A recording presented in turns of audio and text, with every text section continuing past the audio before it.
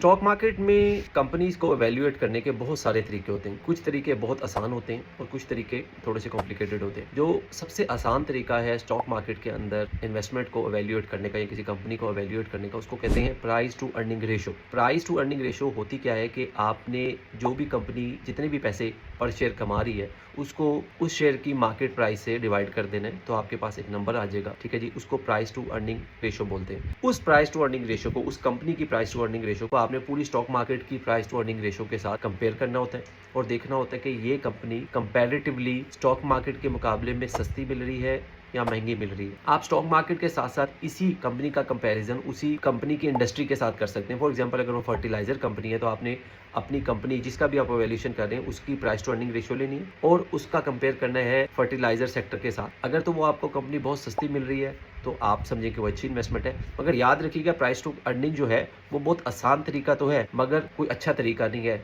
मगर इसके बावजूद ज्यादातर इन्वेस्टर शॉर्ट टर्म जो है इसी इंडिकेटर को देख रहे होते हैं। इस इंडिकेटर का एक जो अच्छी बात है कि एक बहुत आसान है, और इसकी जो सबसे बुरी बात है वो यह है कि आप बहुत सारे फैक्टर्स जो हैं वो भूल जाते हैं कि कंपनी परफॉर्म कैसे कर रही है। अगर कंपनी परफॉर्म नहीं अच्छा कर रही तो मे बी ये रीज़न है कि कंपनी की प्राइस टू अर्निंग बहुत कम है। तो मैंने आपको एक फर्स्ट वे बताया है। मैं नेक्स्ट वीडियोस बनाऊंगा जिसमें मैं डिस्कस करूंगा कि और कौन से तरीके हैं जिसके थ्रू आप कंपनी की एवेल्यूएशन कर सकते हैं एज कम्पेयर टू मार्केट।